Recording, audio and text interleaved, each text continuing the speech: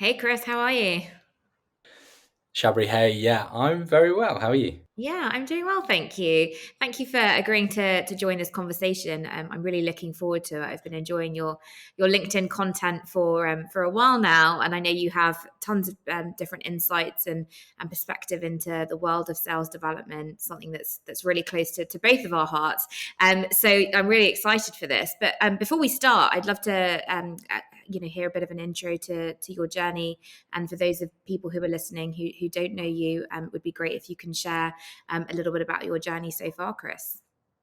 Yeah, sure. So, 10 years ago, I graduated from uni. I had no idea what I wanted to do. Super classic line, right? Like, you don't know what you want to do, so you get a sales job.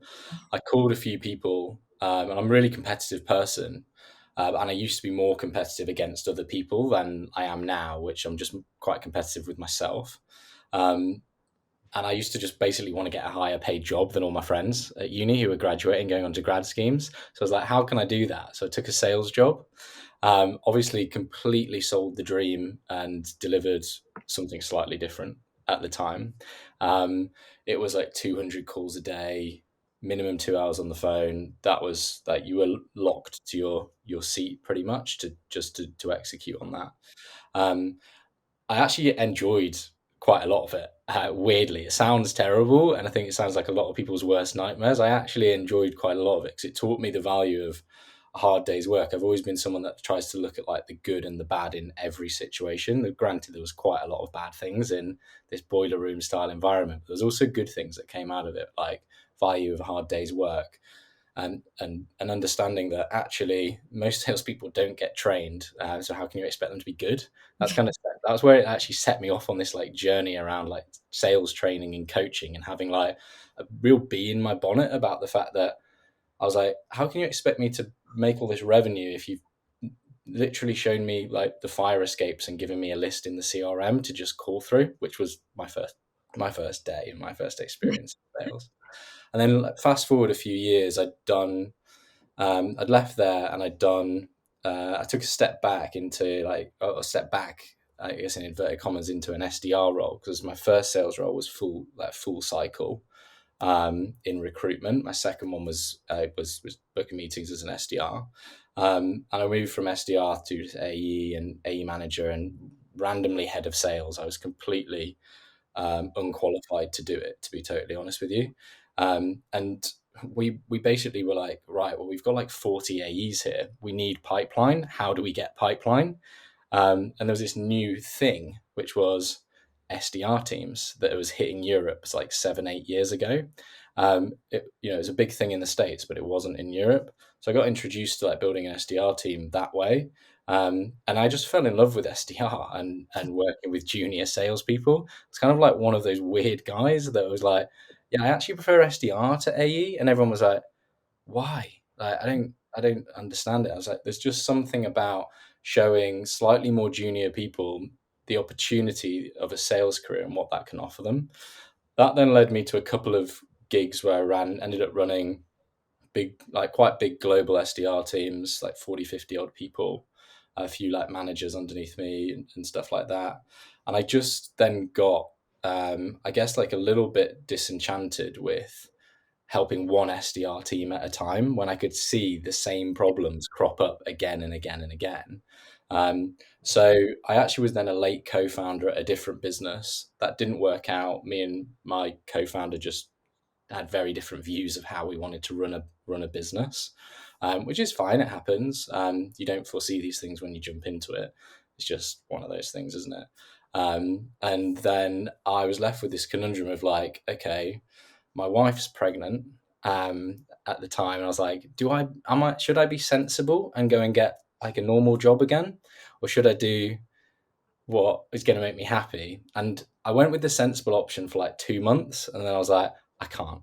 I can't get a normal job again. Like now I've tasted this like entrepreneurship life.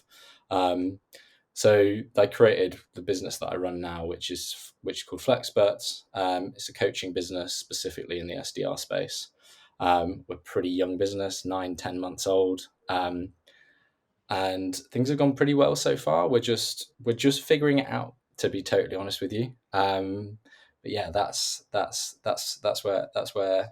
I'm at. That's my journey. So it's been weird going from like just trying to have a higher paid job, and that was like my focus, to now being, I'm now very, very deliberate about not focusing on extrinsic things like money and commission and job titles. I'm much more focused on how do I get deliberate around building a lifestyle that allows me to spend time with like my son and get the kicks that I get from Yeah. working with sales dev teams. So yeah, that's me. That's my that's my journey so far. That's amazing. That's really fascinating. And congratulations on setting up Flexperts. It's not easy to do your own business, and you've taken that leap, and for the right reasons. I'm excited to kind of dig into that in a bit more detail. But that's a really fascinating journey. So you mentioned you've been doing this for sort of 9-10 months. If we focus in on the last 7 months of 2023, we're in a really, everyone keeps talking about how we're in a really different economic climate, and we're in a tougher market. And broadly, what are some of the trends that you've noticed this year, from the teams that you work with? Yeah, I think first and foremost, one of the things that I noticed towards the start of the year, I think things have changed, or what I'm seeing is things have changed slightly now. But at the start of the year, a lot of the companies that I was working with thought that they could continue with almost what they were doing from like a targets perspective. And what I mean by that is like they felt that they could probably just buy their way out of um, this market and this environment. I think that's what you. I think my view is that like I saw this quite a lot with a general like CFO attitude, or like the majority of CFOs, like 60-70%, were often talking about how they're just going to buy their way through a tough market. I think they quickly then found at the start of this year and the back end of last year as well that wasn't going to be possible, because of the like it wasn't just a quick flip. I think a lot of people thought that they could do that because COVID had lulled us all into a false sense of security, that the market dipped really quickly and then it bounced Mm, extremely quickly as well. Whereas actually the market that we're in now, I think, has dipped quickly and is going to stay, and it's going to stay flat for a while, and then I think it will take a long time to come back up. A lot of us in the world of work now don't remember the 80s and like the economic crash in the UK of the 80s, right? I don't. I was born in 91, but my dad reminds me of it all the time, where it's like, yeah, we'll bounce back, but it will take time. It's COVID is not a good example of how the market's going to bounce, and therefore how like buyer behavior is going to be able to bounce back on the back of that, which obviously affects us as sellers. So I saw a lot of that at a high level. I think where people are at now, and the transition that people have got to, is they've stopped spending a lot more than they have, or they've put spending on hold, and they've started to drive towards more of an efficiency based model rather than a buy your way through it model, which was very typical, I think, of probably about 2020 to 20, the end of 22, where companies were just taking on huge amounts of investment and then they could just buy their way through any sort of growth, and it didn't matter if half their team left along the way. yeah. Where I think people find themselves now is they're more or less overnight, in the grand scheme of things. They've had to switch from like a growth at all costs to an efficiency based model, but there's no one in their teams, or very few people in most of the teams that I work at, who have ever been through any sort of marketplace like this, or Yeah. a slightly down market.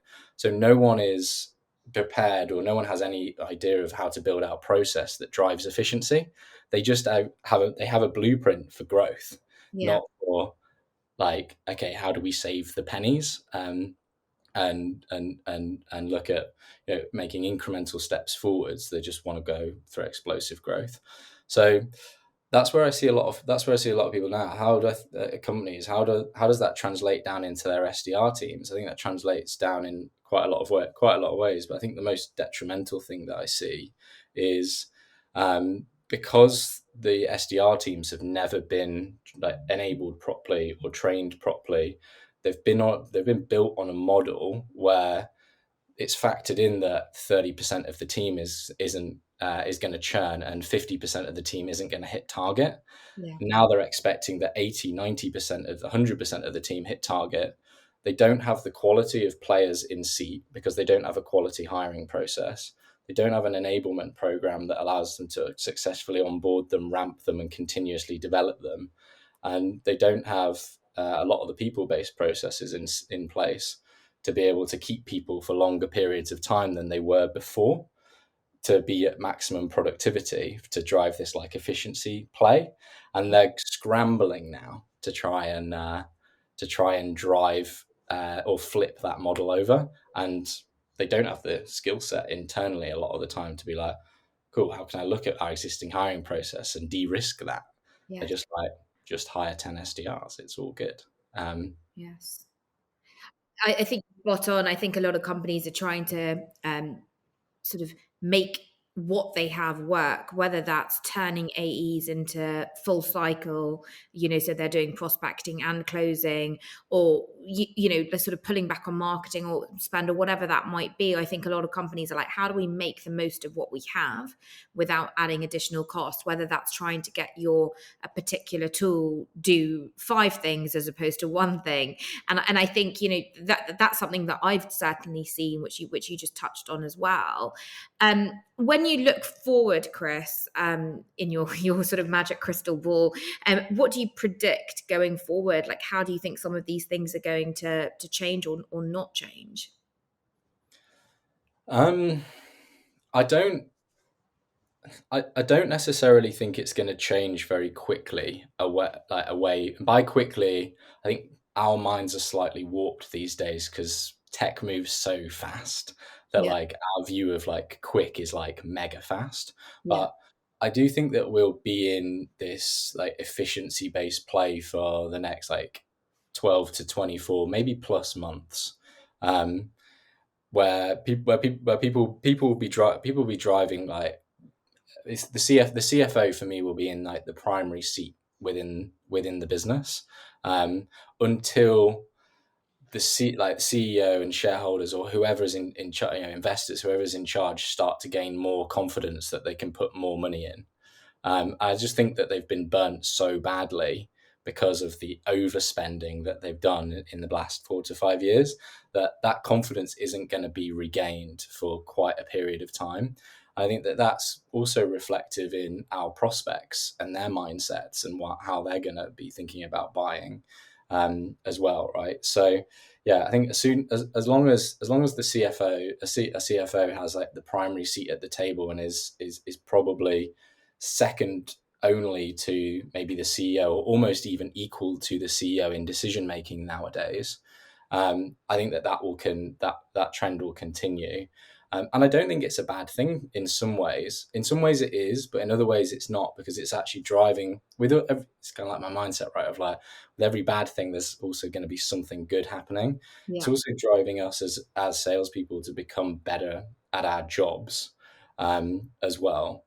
Oh, and I think for me, like there's opportunity within that for people who are willing to go and acquire skills, yeah. and work on themselves in that way. But yeah, that's kind of like I guess like mini crystal ball on it, would be my view.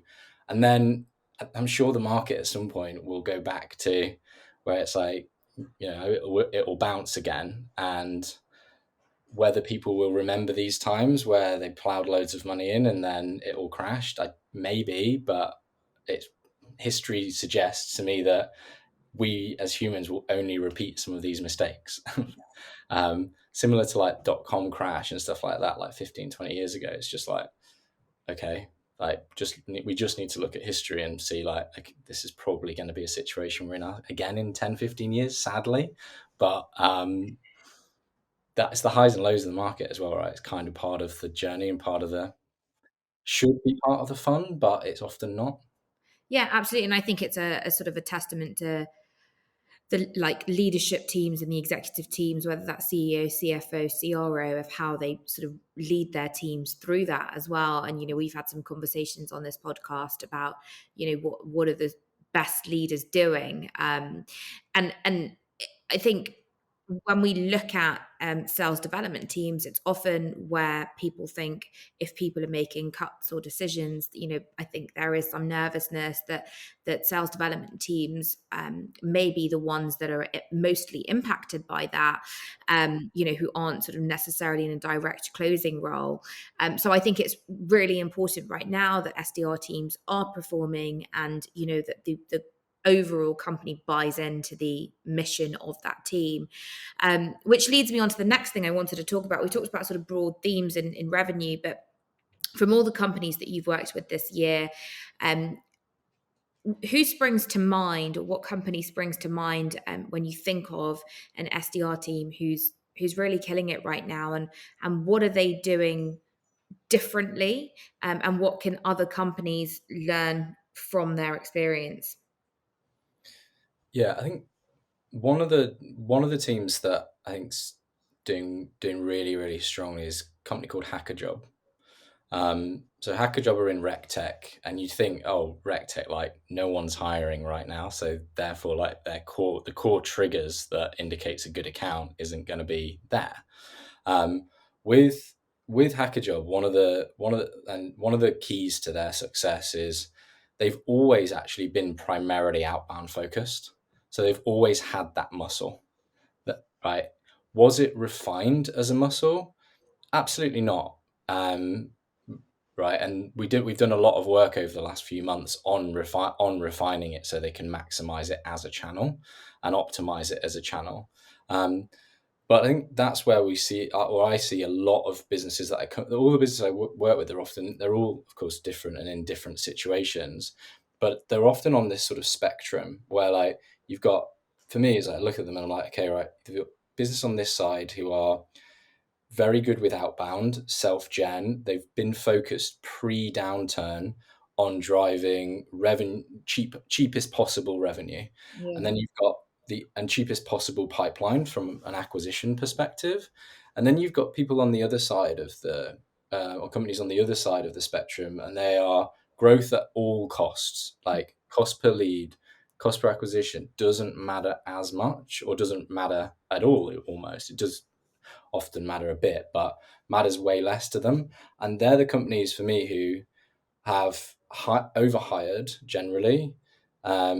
Their targets are often pretty low. They accept a lower performance. They expect higher churn from their sales teams. And whilst that was like they're good safety nets to like de-risk during like a growth sort of explosive market, they weren't set up for something like this. So that's what I see. HackerJob are doing that really well, but it's not just a mix. It's not just, I can't take the credit for that. I wouldn't. Is like they'd also made very good strategic decisions at a senior level to diversify their acquisition channels and focus on what is going to be allow us to build long-term sustainable growth, which is what a lot of SaaS businesses over the last 2 or 3 years have kind of been lulled into a false sense of security that sustainable growth doesn't matter anymore. It's just about how can I not cheat my way to success by raising $300 million, but kinda a little bit. Well, I'm delighted that the company that sprung to mind was one that focused so heavily on outbound, because I think I've got so many questions about why that's so productive for them. So and I know you said it's not fully down to the work you've done, but I'm sure that plays a part in it. And they are in a tough market, like you say, they're in recruitment technology right now, so that is a tough ICP, I imagine, that you're selling into. As you look at their outbound focus, what do you think their successes can be attributed to there? So first things first, the commercial leadership team are all really, really well aligned. Um, and they're all really well aligned on what the core metrics are for for the commercial organization, and the core metrics are revenue and qualified pipeline. That's it. They're like they are their north stars. Yeah. So everything that they build on the back of that, every process, every initiative, everything they invest in, it's all goes through like a bit of a sieve of asking, will this actually improve, does this actually help us drive towards more qualified pipeline or not?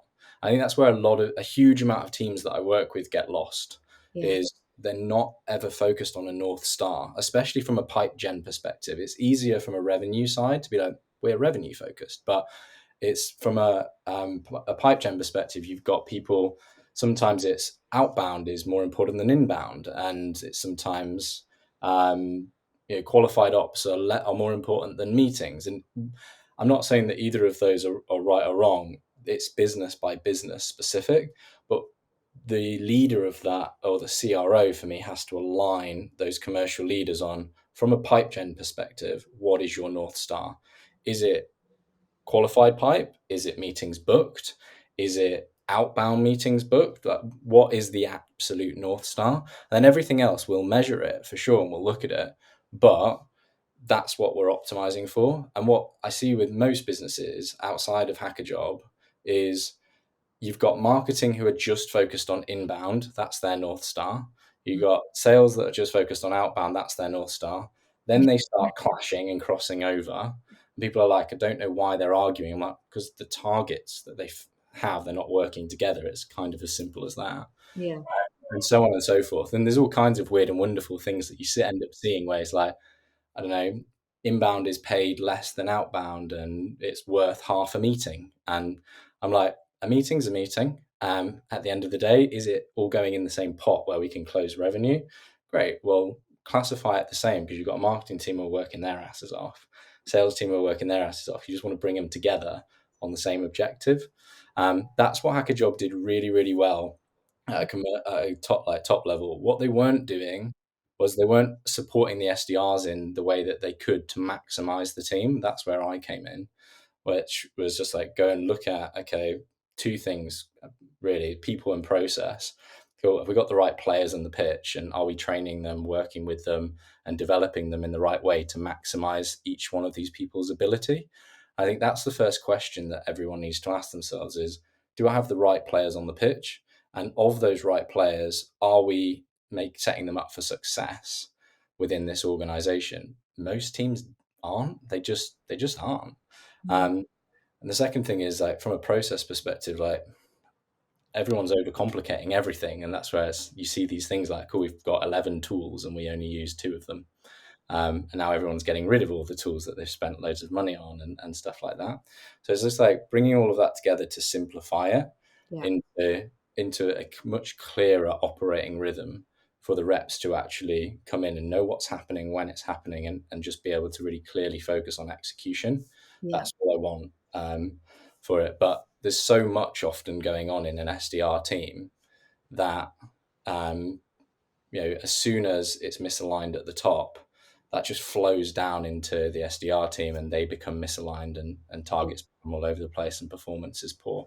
But that was what we worked on. They were the main things, quite high level stuff, to be honest with you, but also the fundamentals and basics that actually just most SDR teams, they need a 101. They don't need a like a magic playbook. It's just let's just get the basics right first, folks, and then we'll go and use AI maybe in a couple of years to figure everything else out. But everyone's so focused on, like, what's the silver bullet, that they forget the fact we need to do hard work first to, like, achieve what we want to do. Well, there was one word that you kind of repeatedly said there that really stood out to me, and I think that that simplification. And I think now, when things are a little bit more complex, actually, it is the time just to simplify. So I think gone are the days of needing to have 20 metrics where you measure your SDRs teams on, which is what it was when I ran SDR teams. So it was activity metrics, conversion metrics, and those are all the leading indicators that I think are very important. But I think, like you say, I think we often focus on a North Star for AEs and closing reps, but we don't really think about the North Star for the SDRs as well. And I think that simplification of metrics, and then just really splitting it out into people and processes, is really key. And I was going to ask you, when you look at any SDR team you work with, what is something that you will always look to implement? What is something you will always focus on? and what is that commonality? First things first. So I my bias is I'm a people lead first before I'm like an operational lead. So I have to always check myself on that I'm not like accidentally biasing like the situation in front of me and just focusing on the people side of things. The first thing that I'll always look at is I will assess the existing team on very, very simple stuff like a skill and will matrix. Mm, And all I want to know for the first step for me is who has the will, who doesn't have the will, because I yeah, can't help people who don't have the will. yeah, But I can help. It doesn't matter how bad you are. If you have the will, like it's not a rocket science role. We probably will be able to get you there if you're going to fight really hard for it. Second stage is like, okay, who has the will and the skill? So then from there, I can just easily break them up into how I'm going to train them, and that's what I always think about first. Is I'm like, it it's not about how many people are on my hiring sheet that I need to hire to make this role sound really sexy, that I've done this growth journey with them. yeah, My job should be first and foremost keeping, right now, especially in this market, keeping finance really happy and saying, I'm getting the most for every dollar we're spending with our existing team. Here's my plan of how I'm going to do that for you, um, Mrs. CFO, Mrs. CEO, Mrs. CRO, etc. So that's my first thing. That's what I've actually always done anyway. But I did it more unconsciously when I first started in leadership. Then I realized actually this doesn't just help the reps and help me, it really helps C-suite and my manager, and keep them on side. So that's what I do, because I want to get the most out of what we've got before I start thinking about, okay, how do I either replace people really quickly, or how do I just focus on my hires that I'm going to make. It's often really shocking how amazing some people in your existing team can be if you put the work into them that a previous manager either hasn't put into them, or they've just become disillusioned with something somewhere and they're not performing. It's also shocking how some people who you think are like the future stars, or other people in the business think of the future stars, are bringing down the culture of the team as well. So really assessing them properly is always my go-to, and never writing people off too early. I think like I learned this lesson when I was back at Perkbox. Was my old manager there won't mind me saying this, but when he first came in, like he sacked someone in the first week to like make a statement, and I was like, no, like that you can't do that. There was just something inside me being like, why? And he was yeah, just like, wanted to make a statement to like send a message to you guys that this is really serious. And I was like, surely there's another way of doing that. yeah, Um, and what if you make a mistake? What if that person was actually turns out to be really good? yeah, The person that they let go is now an enterprise AE making about themselves probably about 150 to 180K a year. I'm like, they can't have been that bad. Like so, and that's just opportunity loss for me. So like that's what I'd always encourage new leaders to think about is, don't worry about all the other stuff that you've got coming up. Like think about what you've got, and then if you're really good, you can make what you've got better than what it is now. It might not be the finished article. That's why you bring other people in and other tools and process, whatever. But can you take them from A to B? That should be your own acid test for yourself. yes. Yes, I agree. And I think, it's often unfair when I see companies make very quick and rash decisions on sales development, and I look at the lack of investment that they've not given the team in terms of training, tools, processes. And I think, well, what were you actually measuring them against? And I saw that a lot at SalesWorks, where we were sort of working with teams on training. It was an underinvestment on training, but the CEO sort of throwing his hands up in the air saying the team isn't performing. And you can't have it both ways. You can't hire, first time jobbers graduated from university, not train them, but expect them to be generating a ton of pipeline. So it's really good to hear the tools that you have in place for that. I Yeah. wanted you mentioned that you do a lot of training and coaching, and there was something that I wanted to pick your brain on. So we had Jack Nico on this podcast recently, and he gave some really good advice for AEs who were handling the "now is not the right time" objection, which I think is increasingly common right now. He talked about how to stay top of mind and to sort of keep in contact without being pushy, but sort of nurturing them. When you're training and coaching SDRs, what would your advice be to them to handle the "now's not the right time" objection that they're probably frequently facing? Yeah, I think first and foremost, when people are coming back and saying, I think if I have a if I, I'll go a step back. This is how what I'll say normally say to SDRs when I'm training them on the concept of understanding this objection is, if you've got a list of, let's say, 100 companies as a round number. Of that list, you've probably got about 10% of them who are actually aware that they have a problem and want to actually do something about that. For you to break into those 10% and book a meeting, you need to then not just have identified them and put them in your list, you also need to send them really good messaging, Yeah. right? That's just that 10%. So let's say you've done that, you sent them great messaging, you've got the 10%, and that's great. Now you've got the next 30% of people who might have a problem, but they're not ready to do anything about it. Now they're the people that I would call your not right nows. So the 10% are your yeses. Mm. The other ones are your not right nows. They're going to be a yes only if you send them good messaging. The not right nows are what I would call that's your future quota. Mm. um, that's your like compound interest if you're if you think about it from an investment perspective.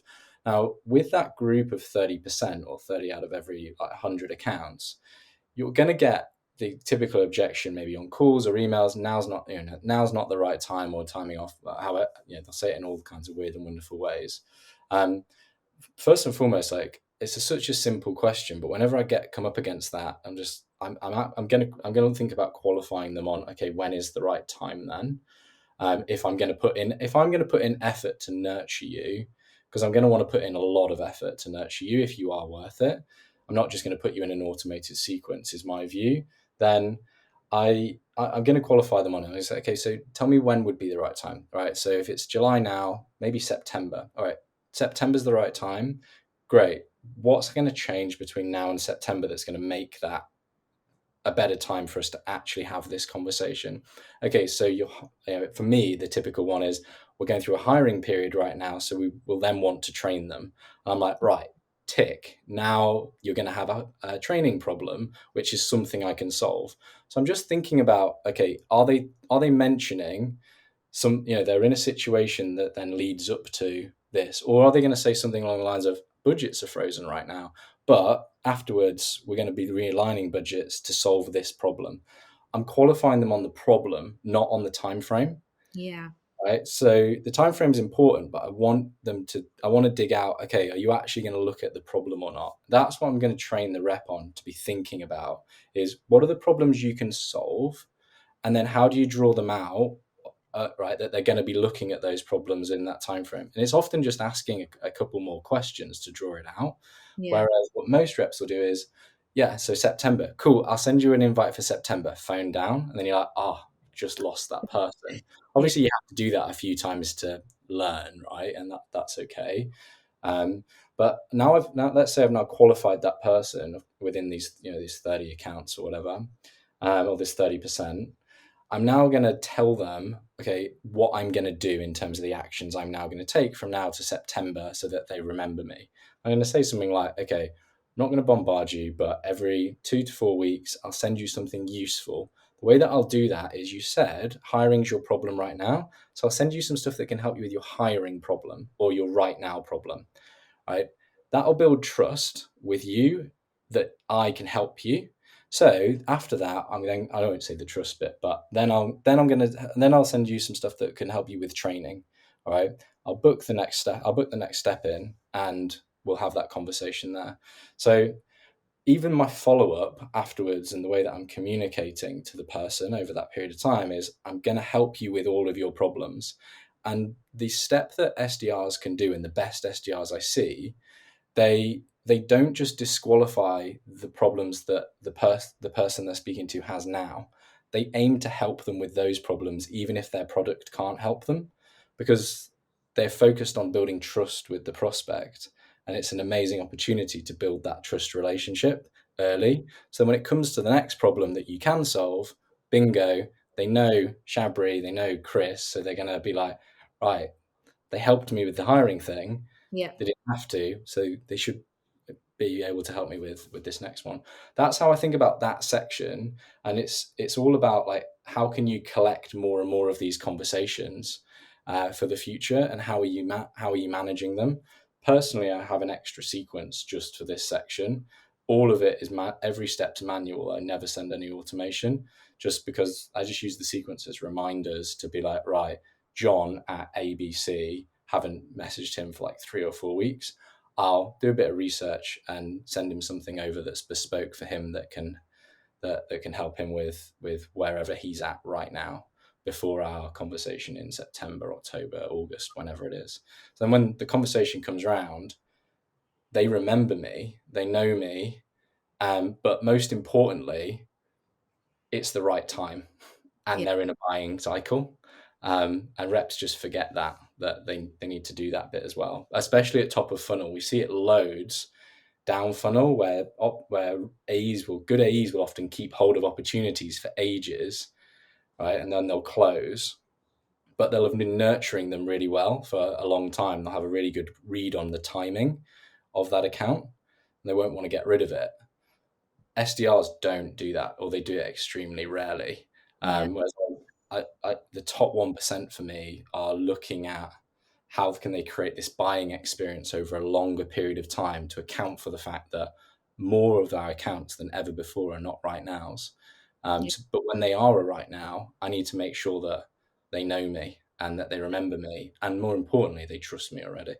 Yeah. I think that's really, really great advice. And, I think what you said around qualify for problem and qualify for pain, not for timing. And that's why I think, Bant died quite a long time ago, because I think timing was not necessarily something that, people needed to be qualifying for and focusing on. And I think if people have got a pain, like you say, it's building up that buying experience and it's building up that journey and that trust. And then, Chris will come back to me because that's who I know and trust. I think that's really good advice.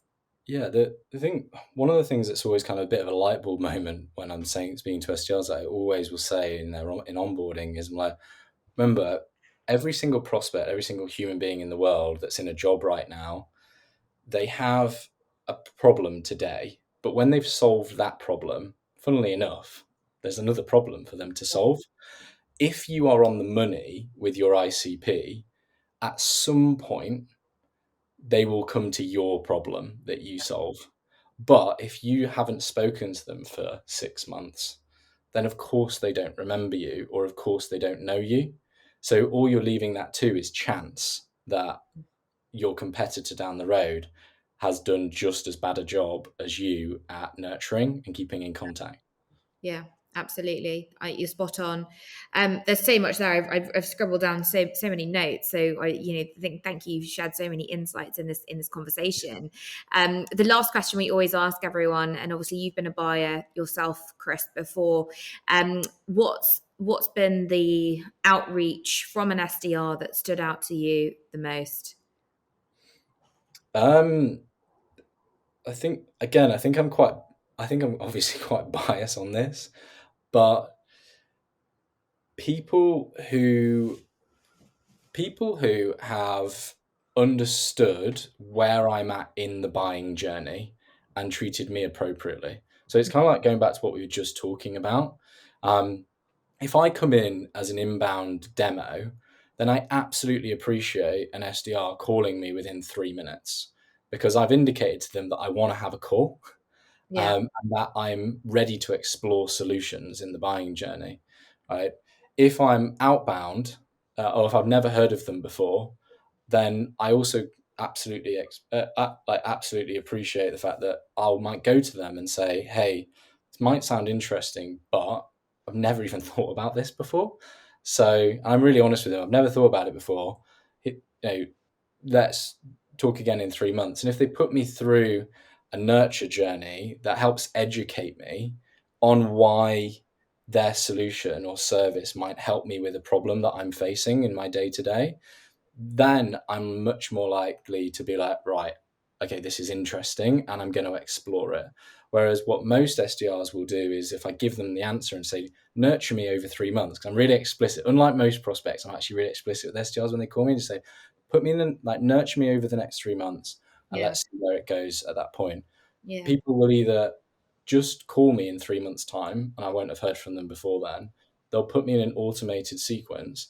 But the 1% of people who get the meeting and then I actually end up going on to buy, most likely, are people that have, like, educated me on some of the problems that they can help solve and also help me with some of my existing problems today that maybe they haven't.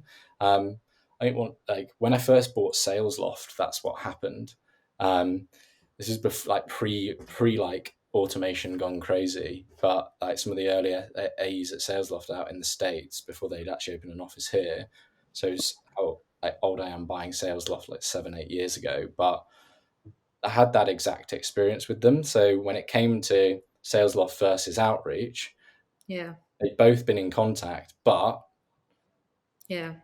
I went with SalesLoft. Yeah. Well, you're not the first person that's mentioned SalesLoft as a response to this question, which is why we were really eager to have Jack Nico come on and sort of share what they do well. But you've shared so much, Chris. Thank you so much for all the insights. I'm sure anyone that's going to listen to this is going to take so much away.